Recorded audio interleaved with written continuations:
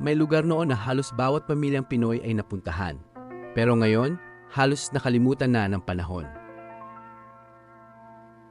Bago dumami ang modern malls, isa sa mga pinakasikat na pasyalan noon ang Evergotesco. Hindi lang ito mall, dito nagde-date ang mga magulang natin. Dito unang naglaro ng arcade ang marami, at dito ring ginanap ang maraming alaalang hindi na mababalikan. Pero tulad ng maraming bagay, dumating ang panahon na unti-unti itong nawala sa kasikatan.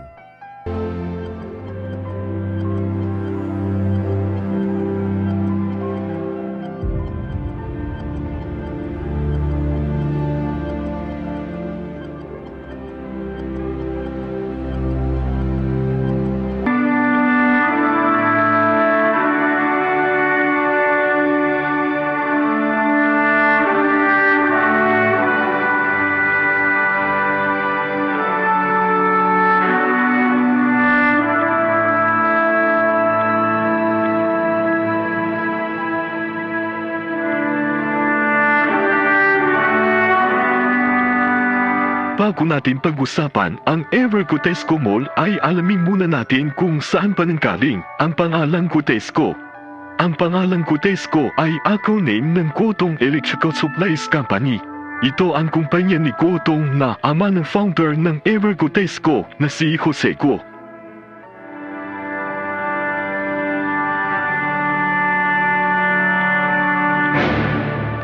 Nakapagtapos ng commerce na graduate sa UST at sa edad na 24 na taong gulang pa lamang at sa tulong na din ng kanyang ama, inilungsan ni Jose Go ang Ever Emporium sa Recto Avenue, Downtown Manila, taong 1972.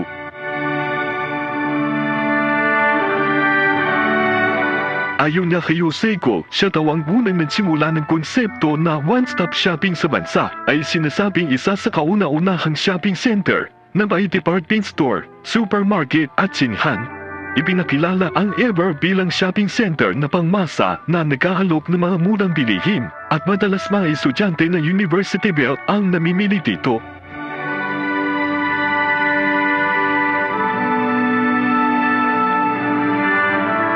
Naging matagumpay ang kauna-unahang Gotesco sa Recto at napawi agad ni Jose Go ang ginastos sa pagpapatayo ng Ever Emporium.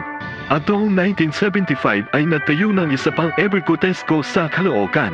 Dahil sa maganda at mataong lokasyon ang Caloocan na malapit lamang sa monumento ay mas sumikat pa ang Evergotesco.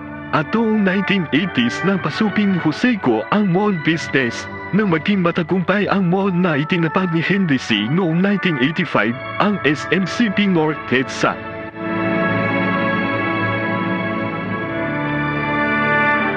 Isa si Go ang humama noon sa tagumpay ni Henry C. Nang itayo niya noong 1988 ang kauna-unahang mall na Evergotesco Grand Central Mall sa Caloocan.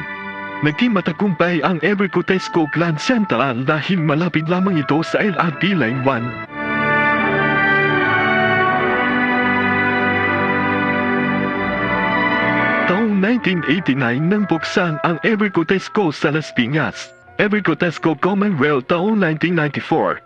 Evergotesco Ortigas Complex 1995. Kasabay din ito ang pagpapalawak nila ng orihinal na Ever Emporium na tinayuan ng isa pang gusali na ginawa ding mall taong 1996 at tinawag naman nilang Ever Manila Plaza.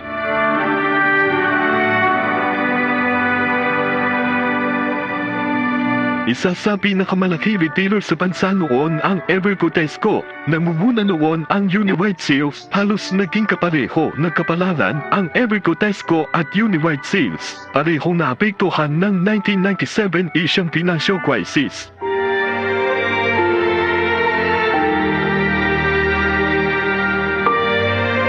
Pero bago pa man dumating ang krisis ay naging agresibo si Jose Go sa ekspansyon ng kanyang mga negosyo. Itinayo niya noong 1996 ang Evergotesco Resources and Holdings at nagsimulang mag-acquire ng mga properties at iba pang mga kumpanya. Isa na nga dito ang Orient Bank na naging dahilan ng pabagsak ng kanyang kumpanya. Ang Orient Bank kasi ang kauna-unahang bangko na nagsara noong kasagsagan ng Asian Financial Crisis. At dahil sa pagsasara ng bangko ay nabaon sa utang si Go at karamihan ng property at negosyo niya ay na-foreclose o binenta sa ibang kumpanya. At dito na nga nagsimula ang unti-unting pagbagsak ng Evercotesco Malls. Kasabay pa ng pagkasunog ng Evercotesco Grand Central Mall noong March 17, 2012 na halos umabot sa 20 oras bago napigilan ang pagkalat ng apoy. Hindi daw kasi makapasok ang mga bombero. Ayon na sa investigasyon ay nagsimula daw ang sunog sa isang tindahan ng sapatos sa ground floor. Wala namang liwulad na tao na nagtamo ng pinsala. Matapos makontrol ang apoy ay tuluyan na nga itong isinala. Hindi na muling inayos kaya tuluyang dinipa.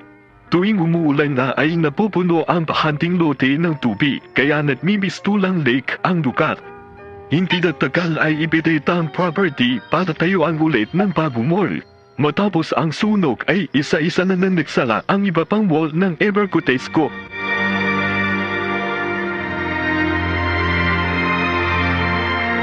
Bago pa man nawala ang Grand Central ay nauna nang nagsara ang Ever sa Las Piñas taong 1997.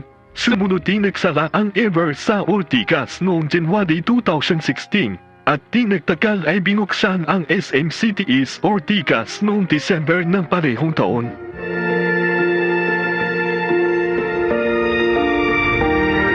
Ang Ever Plaza Manila sa Recto ay unti-unti na din tumatambay.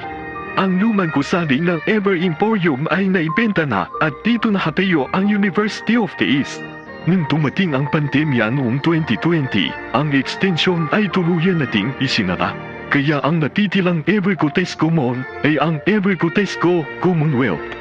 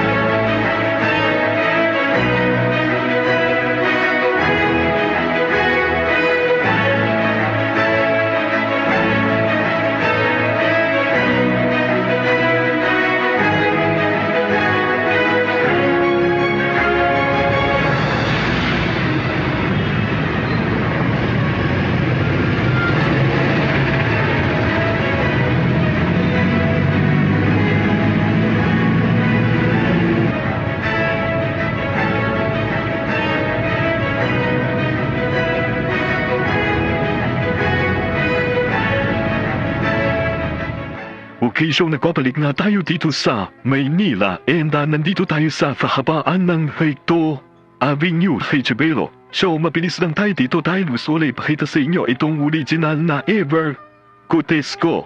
Ayan, so bali ito yung extension, yung may pintura na kulay pula or maroon ba yan?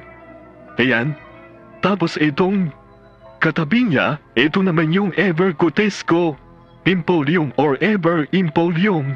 Ayan, pero ngayon ito ay isa ng eskwelahan.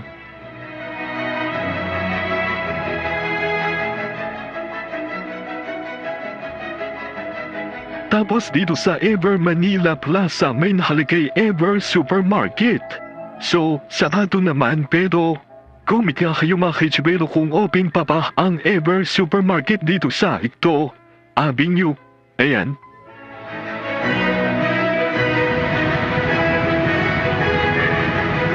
Minsan, hindi natin namamalayan na nasa gitna na pala tayo ng mga alaalang magiging bahagi ng kasaysayan. Ikaw, anong alaala mo sa Evercotesco? Comment mo sa baba at baka i-feature natin sa susunod na Rewind Pinas.